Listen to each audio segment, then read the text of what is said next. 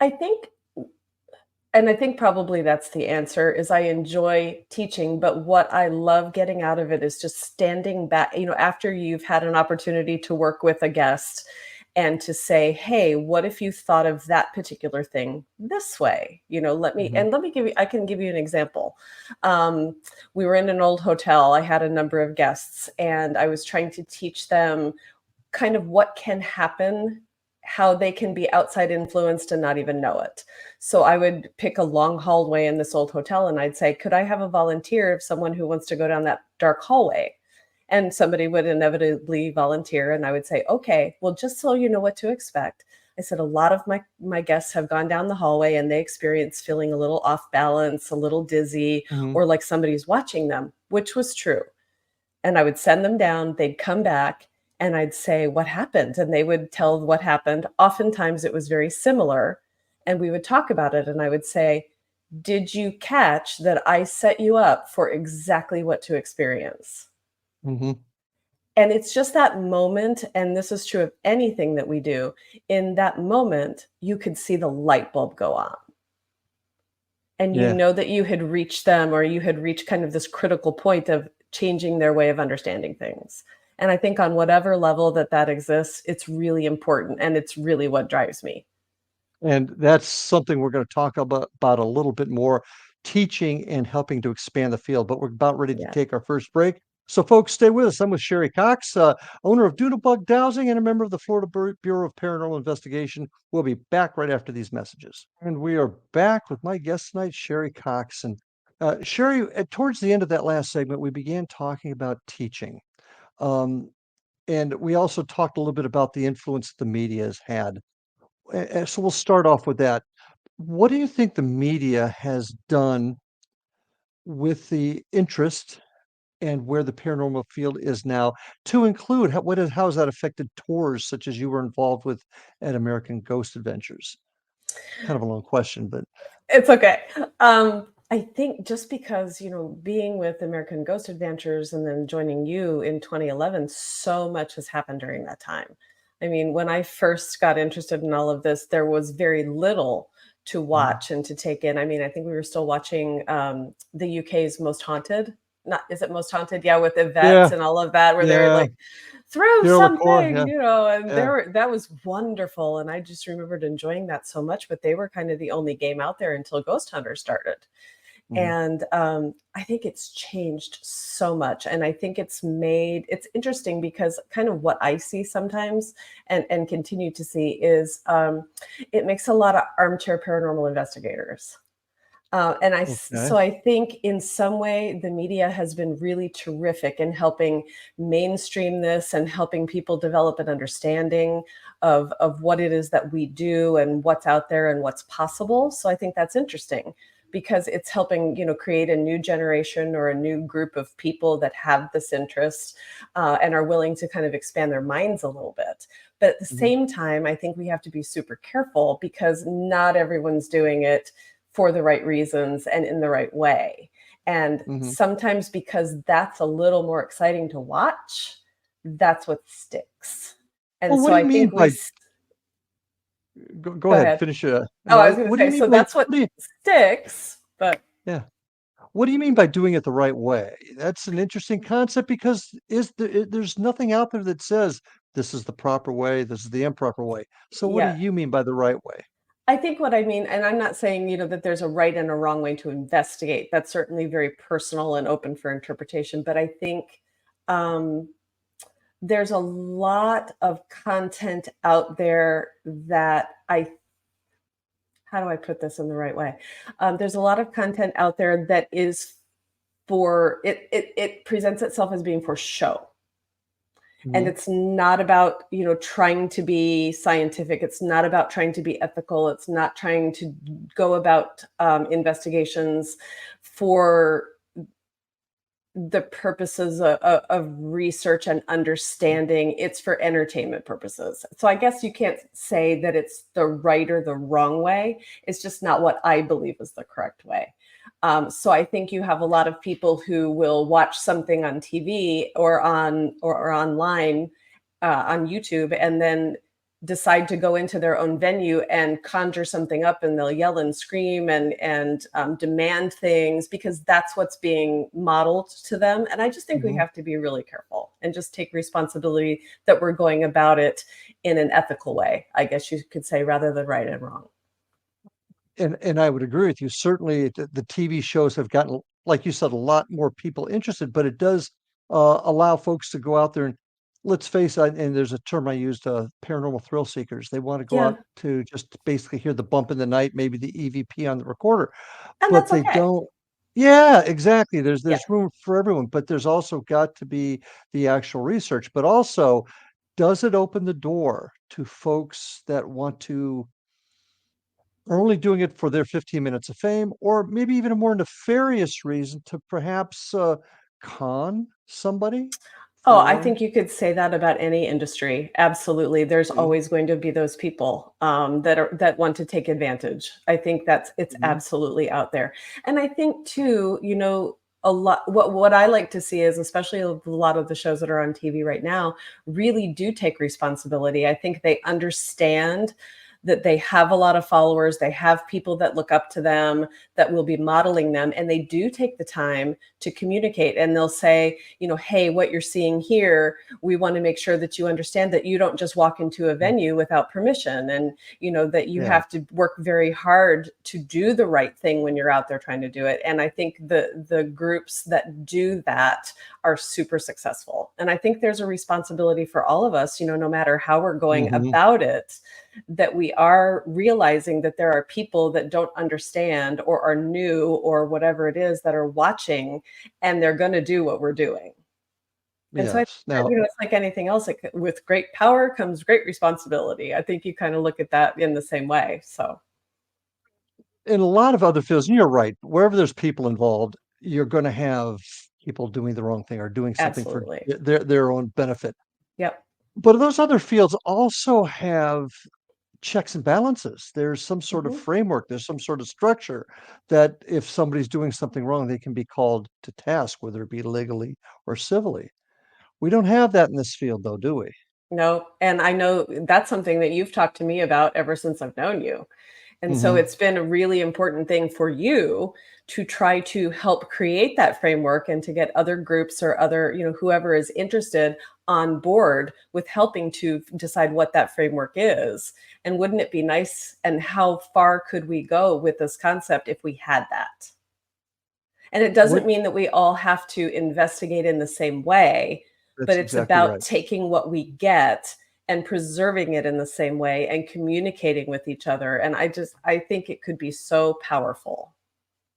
Well, it could be powerful because working together, not necessarily as one entity, but everybody moving forward with the same goal and working Mhm. under the same structure. Basically, and you're right. Everybody investigates different. That has nothing to do with it. But some sort of structure.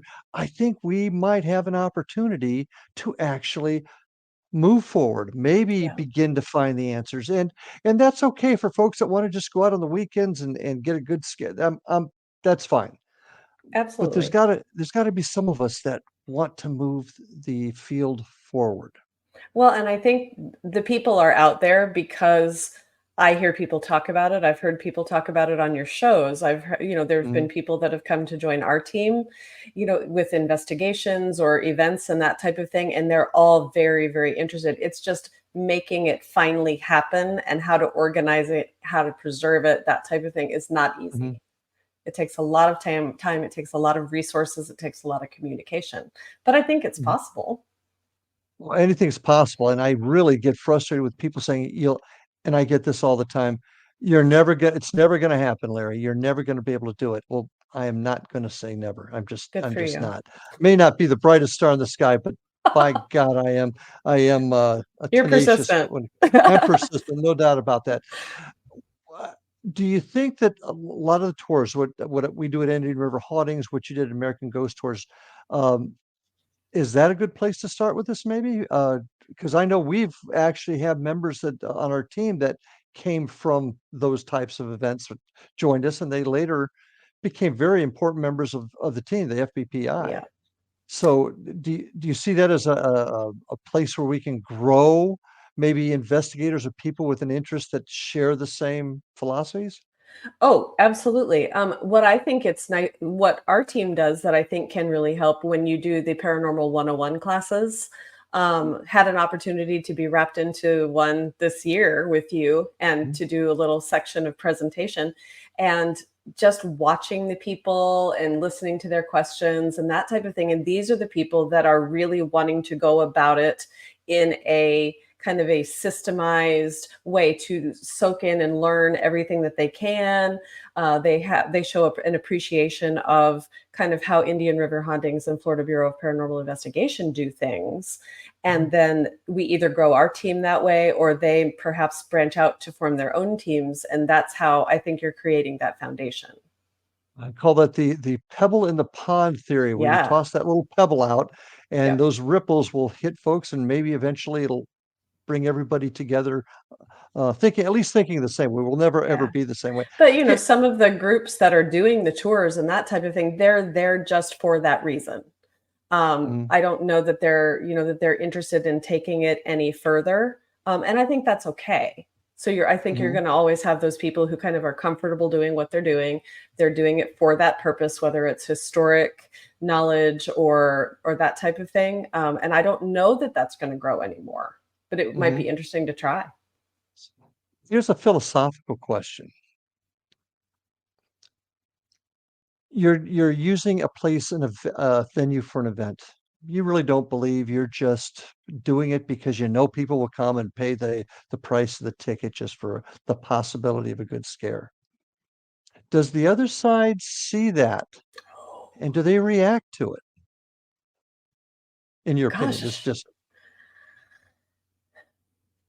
that's a really interesting question. I would think if you're looking at it that way, if you're looking at it believing that there's another side, the thing is, as you said, you don't believe and you're doing the event, but does the other side see it? Mhm, It's like, I don't know. Um, I think part of me feels like the belief of what you're doing somehow is what create because you asked me to talk about something in particular tonight too, and I think belief is a lot. mhm. But I do believe that yeah, if there is something there, if there's something to this, whether it's another dimension or a parallel universe, or there's unfinished business and a spirit, lingering behind, or we're creating our own experience or whatever it is. I think that there's something there. And I think that it can be intelligent. And sure, I think that could absolutely affect the outcome. Along, sort of along Does those that make lines. sense? Yeah, Okay. yeah, it does. It does, Yeah. and I think those are the questions that we're still trying to find in this field, and I think Yeah. we sometimes lose sight of that. We really don't know. We Oh, don't we know have what's no idea. causing all this, Oh, and the folks that say they know, or they have an absolute handle on what's going on the other side, I just feel they're either fooling themselves and the people they're talking to, and maybe a little bit of both, because we don't know, and that's why yeah. a little healthy dose of skepticism is is very, very important. And I think Um, humility goes a long way too. yeah, that's something that's lacking sometimes, isn't the humility in Sometimes, it? yeah, yeah, And I've seen it at events where people are chastised. They'll bring in evidence and they'll present it to somebody that they would consider to be an expert, and they're chastised for it yeah. because that's not, instead of talking about it, discussing it and finding out Mhm. where that person's how that person saw it and how they perceived it.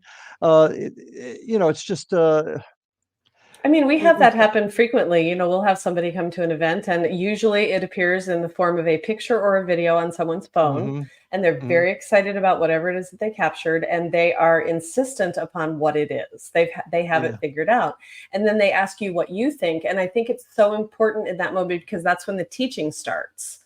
yes. And this person is excited. There's potential there for someone to be, kind of a lifelong lover of this type of thing. And what you do and how you respond in that moment is everything. And I think it's all about meeting people where they are at Coaching that and everything. moment. We're gonna talk a little bit about that when we get back Right. after this break. So folks, stay with us. I have Sherri Cox from Doodlebug Dowsing and the Florida Bureau of Paranormal Investigation with us. Be right back after these messages.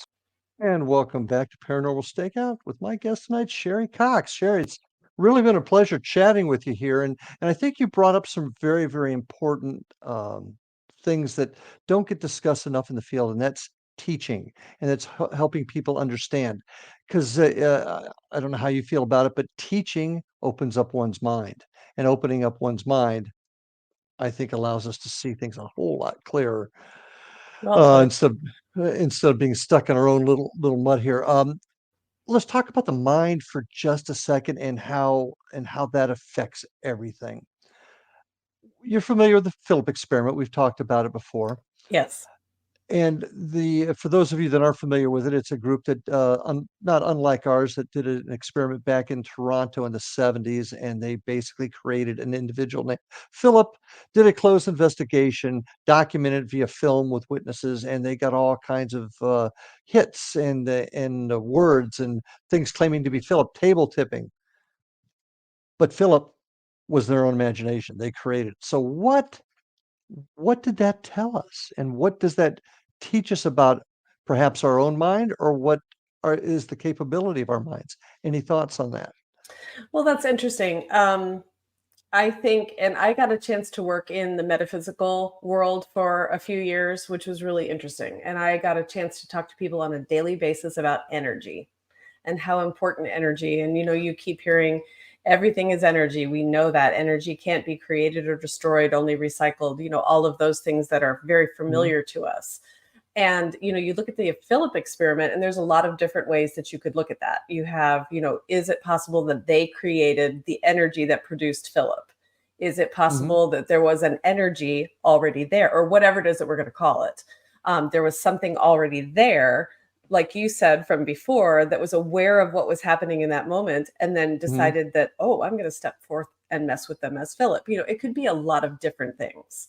That mhm. second part, it seems a little complicated in nature. I don't know what it was, but I think there's a ton of possibilities. But I think the mind and your energy that you're bringing, especially into an investigation, into a situation, is so important. And I think we see that Mhm. because even lately, our team is starting to change up a little bit how we're approaching as we're starting off a private investigation of some sort.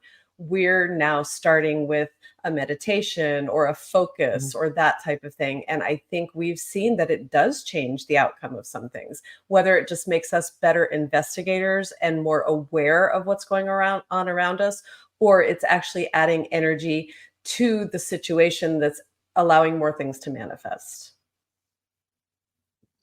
As you know, I'm always questioning, when are we going to start creating new pieces of equipment in order to Mhm. enhance our investigations? Do we need to spend more time, in your opinion, examining the powers and the abilities of the mind in order to further the field? I think it's crucial. I just think that a lot of times we have no idea of how to go about that. And I Mhm, think because it's intensely scientific in nature, and it requires a lot of learning. It requires a lot of experiments, figuring out how do we really understand totally how the mind works. um, I think you're just opening up another entire wing of investigation. But I think it's exciting. I think that might be able to break down some of the walls that we're experiencing, because I know we feel that we have this one bag of tricks in terms of investigation tools, and that mhm. gets frustrating sometimes. And there are people out there inventing new things. It seems more lately they're inventing new versions of the same things, and I'm Yeah. not sure how useful that is. I think it makes those tools easier to use, or that type of thing. So I think that's great, but they're not new things per se. Mhm, Give or take a couple of things that have come out recently. But we're trying to go back with our team and kind of pick up some of those old school things. Like one of our team members brought a plate filled with sand, and then we asked for that to be manipulated. mhm, So we're doing things like that. We were talking about using you remember the game, the children's game Simon, with the colored buttons on it that would mhm. make a pattern, and then you would respond and duplicate the pattern. We were thinking, would that work? That's a tactile thing that could work. So I think we're kind of trying to think out of the box, even though the tools are old. And until we can figure out some new tools and some new ways to do things, we're gonna be stuck. We've got to move forward. I Yeah. wish I was smart enough to create some of those new tools, and And I maybe wish there's that sometimes it takes this, a lot of those tools are created by people who, have a really good investment in engineering and science and technology and that type of thing. And I think sometimes those are the people that don't really get what we're doing. so And I think that can be hard. how do we get them to get what we're doing? I don't know. It's a possibility. Do we find somebody and get them on a team and have them experience it and talk to them about what we're trying to accomplish? Is it important? I would say, is it important for them to believe and be invested in what's going on? I don't think it's necessarily important for that to happen, but I think it's us going to them and saying, hey, this is what we're experiencing. This is what we'd like to measure. We'd like you to create something that measures that for us. And then I Do don't you, know if it's important that they believe. okay. I don't know. Do you think we're any closer now, not just the on the engineering side, but even the scientific side? Are we any closer now than we were 20 years ago to begin to move what this field is out of the pseudoscience into the more science realm with the assistance of scientists, neurologists, engineers? Are we any closer? I think my opinion would be I don't think so. Mm, The only thing I think that is that it is an advantage that this is a little more acceptable to talk about. than it was I 20 can years ago. have yeah, yeah, and I think it feels like that's all the farther that we've gotten. Now, certainly I'm not an expert in this field. I have my limited experiences with these two teams. I do a lot of reading, I do a lot of research, that type of thing. But Mhm. I've not come across anything that makes me think, wow, we're really advanced now, because it doesn't feel like that. No, I don't think anybody really is Mm-mm. that far advanced yet. But we've got to figure out how to get there. And I think Uh, maybe the only thing is now the skeptics maybe think that we're less crazy. I don't okay, know. that's what Maybe not. yeah, yeah. So, kind of changing the subject just a little bit here. We've talked Sure. a lot about evidence and the mind. What does Sherry Cox think ghosts are? What is your philosophy as to what it is on the other side? After having done this for what, 13, 14, 15 years now, and the different experiences that I've had, I think what my mind starts to do is start to believe that what we're experiencing has a lot more to do with our energy than anything else. I'm less likely to feel that there is a spirit of an old woman who has unfinished business, and so she's staying in this house and this is who we're communicating with, or Okay. that type of thing. And I feel like somehow it's us, and I can't explain that. Like, I can't say scientifically, well, it's because the human psyche and and human energy, or whatever it is that we're putting out there, how it creates it, I don't know. But Mhm. I just think, if I always say that if I find out someday that it was us all along, to me, that's almost more interesting than a woman with unfinished business. So, I think it's which are fascinating. so you think the power of our own brain, our own energy is creating the evidence? I think it's a possibility, and I think, Mhm. some of that comes into play when we talk about the different investigation venues. There's your holy grail venues. You've got, Eastern State and all of those places that we all want to go. And sometimes you hear people talk about things being over investigated. We I was even going to had get that to that. experience, in Fellsmere when we were, at the old schoolhouse, so frequently. And we, after a while, experienced a diminishing of activity. And we Mhm. wondered why. And I wonder if that's not part of it.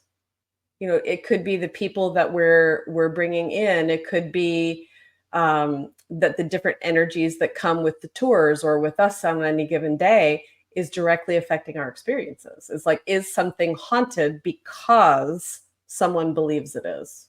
Okay. I don't So, know. okay. Do you believe there's an afterlife? Do we go somewhere? Does our essence, our consciousness darkness? Does it go I somewhere? follow this amazing woman on Instagram. She is a psychic medium, and I have my own beliefs about that. I think that's a really, really difficult field. That's a whole other show. But Mm, she talks about information that she says that she gets from the other side. okay. And she talks about what happens to our souls or our energy or whatever it is when we die. And Okay. she can unequivocally speak to the fact that the souls will leave a body, this just being a vessel, and that will go to kind of a waiting room where there is healing administered at that time. And then she talks about the concept of soul families, and she deals a lot in reincarnation and that type of stuff, and I find her view of things fascinating.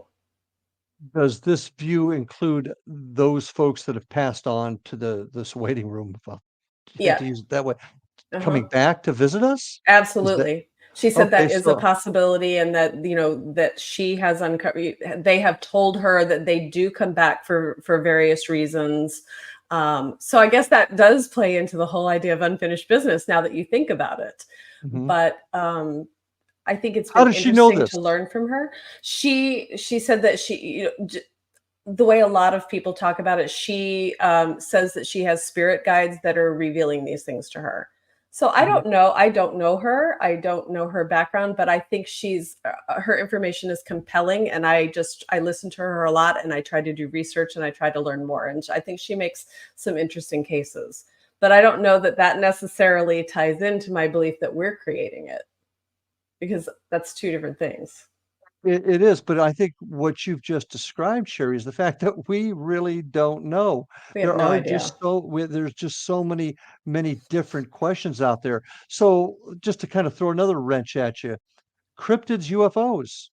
A lot of talk now that they're kind of melding together. That Hmm. this is a dimensional issue, and Yeah. ghost cryptids and UFOs are all dimensional. In about 30 seconds there, can you give me your thoughts Yeah, on you that? had a fantastic on one of your shows years ago, you had a fantastic guest, and he was a scientist from California. And I Mhm. vividly remember him saying he believes that seeing Bigfoot is looking into the past and seeing UFOs is looking into the future. And it's, parallel universes that are doing this from time to time. There's I that dimension thing, keeps cropping up. That But gives with me that, we goosebumps. Yeah, it does. And once again, solidifies the belief that we just don't know yet. There's still yeah. so many questions. And we're going to try and answer a few more right after this break, folks. So stay with us on Paranormal Stakeout. Be right. And we are back on Paranormal Stakeout. My guest tonight, Sherry Cox. And I want to make a couple of quick announcements here. If you want to find out more about the Florida Bureau of Paranormal Investigation and Indian River Hauntings, check us out at paranormalfbi.com or indianriverhauntings.com. You can also see some of our investigations on YouTube, and the address there is at Indian River Hauntings 2341. You can get a hold of me at ghostguy at paranormalstakeout.org and would love to hear from you some of your questions, thoughts, or comments about the show that I can like to bring up at the beginning of the shows. If you want to see some of my other shows, past shows, you can go to paranormalstakeout.org and check them out. And I would be remiss if I did not suggest and encourage you to check out the X Zone Radio and TV network at xzoneradioandtv.com or xzbn.net to see all of the terrific programming here on the network. Now, Sherry, we're going to talk a little bit about doodlebug dowsing and dowsing rods. Tell us a little bit about your company and how folks can find you. Okay. My partner Nikki and I are the owners of Doodlebug Dowsing. We have been in business, I think we're looking at 4 years already. And we fabricate and sell dowsing rods. And for those who may not know what dowsing rods are, they probably do and they don't know it. Yeah, A lot exactly. of people, if you talk to them in the manner of saying, if you think back to grandparents or great grandparents who may have had land, and at the time there was not the technology that we have now, and they would use a forked stick, often willow, and they would walk the land, and as they passed over underground water, that stick would snap to attention to indicate Mhm. underground water flow. And so that was kind of an example of dowsing. It's hundreds, if not thousands of years old. And so over time, there have been a lot of different types of businesses and that have used that. From, there are current well drilling companies that will still use them. There are people that are, linemen that deal with underground electricity. There's energy healers. We use them in the paranormal field. The ones that we create and provide are actually L rods. I have some right here. So basically it's 2 rods made out of brass, and they have little safety tips on them. And you'll see that there are actually, there's a handle that causes the brass to be able to spin freely. So they are less influenced by your hands. So we've been doing this about 4 years now. We have a website. It's doodlebugdowsing.com.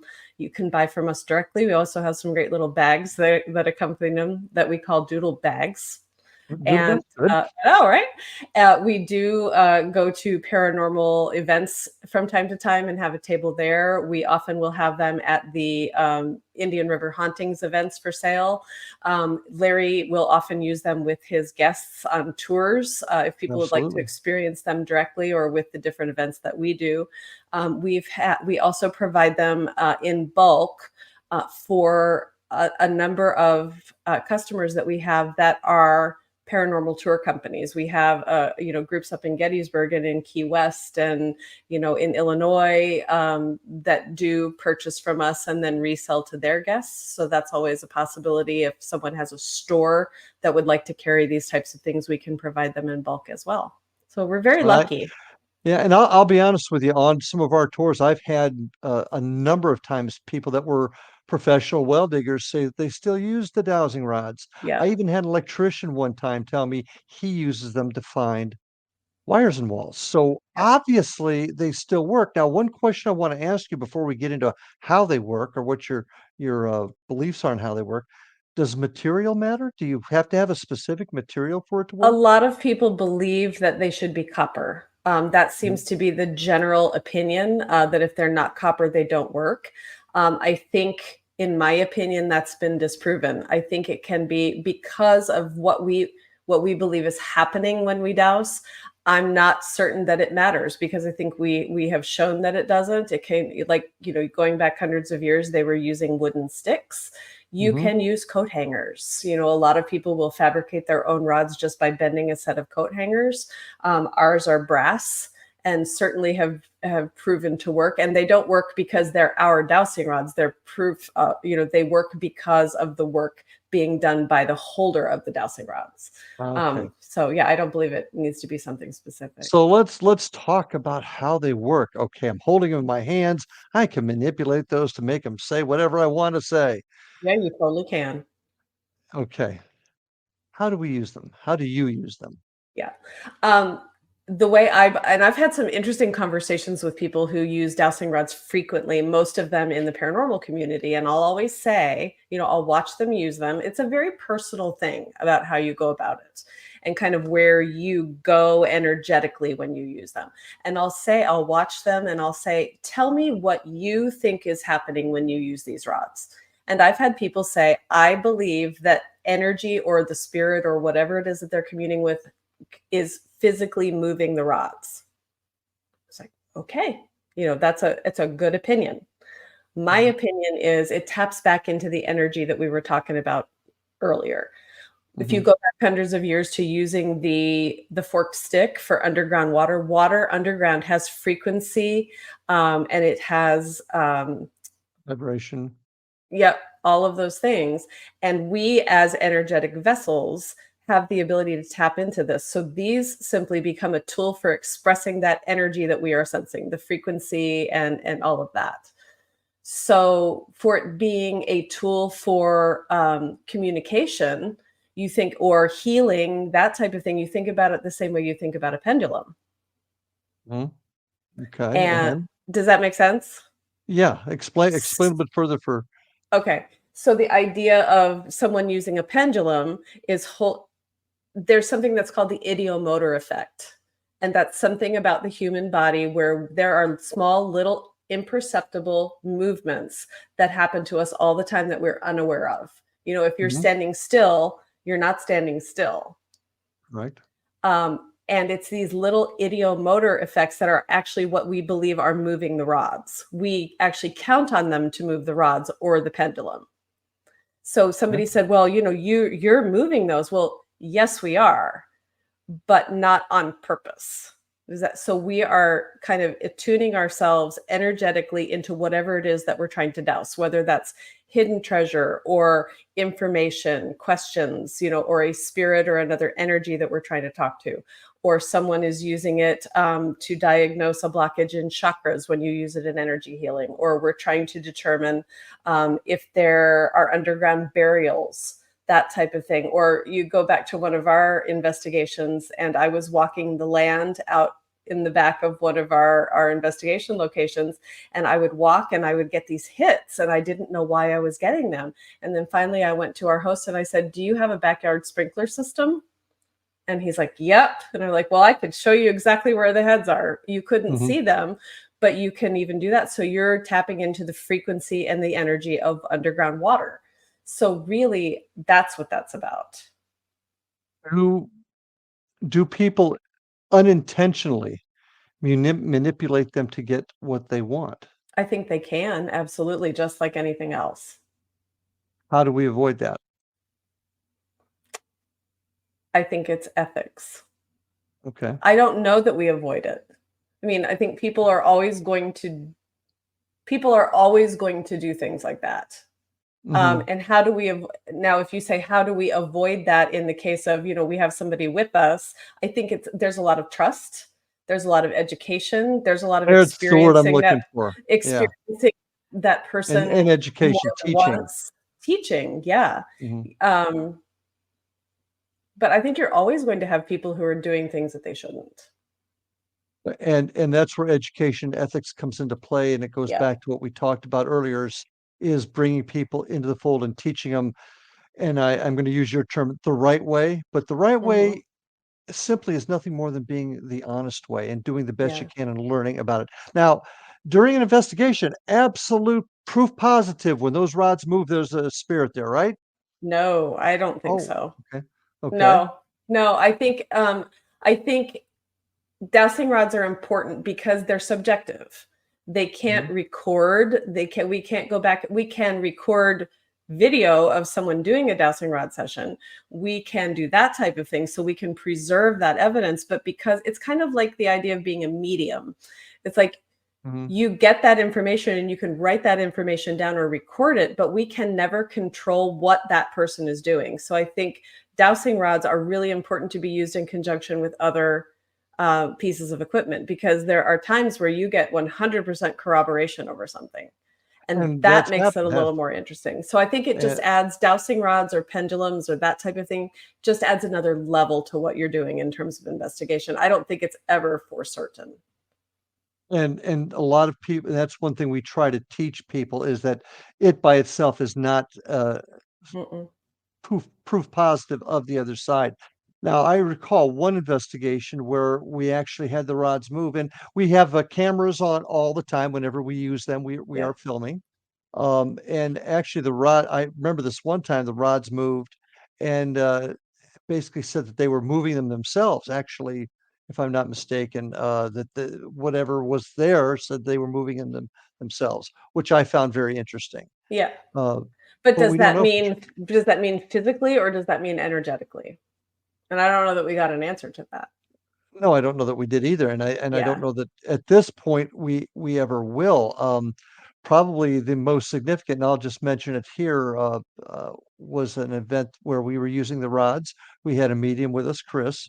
We had the spirit box going, and all these things told us the same thing about a little Mhm. girl that passed away there, and you'll remember where that is. And folks, just to take that a step further, not only were we told about a little girl there, we actually found her grave that was unmarked in a cemetery. So how does this stuff happen? I don't Mhm. know, but it was a pretty significant event. We're still working on that one. Um, how important? What's the most important piece of equipment? I know you're a dowsing rod person. What do you think is the most significant piece of equipment we have out there today? Our brains. Okay. Go on. Us. I think Good we're the sound. most and that goes back to, do we spend more time developing ourselves, developing our senses, that type of thing? And maybe my answer does. I think, none of the bells and whistles or the things that take batteries or light up or make sounds, none of that matters without this. And I think too, you could also argue without this and a sense of responsibility and a sense of, we keep talking about ethics and doing things for the right reason in the right way. And I think none of it matters if this is not in alignment. Well said, and I totally agree. And Yeah. that's where it all comes together. None of this stuff counts without proper training, proper structure, proper ethics, and just helping people understand to do the right thing and not harm others by Yeah. our Now, I'm not going to lie. I love a good run pod. not gonna lie Yeah. about I'm that. not going to Always lie. excited. There's a just like everybody wants a little bit of excitement. But Sherry, unfortunately, we are out of time. This went so fast, but I really, really appreciate you coming on tonight and sharing with us your thoughts, your philosophies. Thank you so much for being with us. And folks, thank you for being with us tonight on Paranormal Stakeout. Great show. Thanks for being here. Remember, take care of your family, hug those kids, and we'll see you on the other side. Have a good night, folks.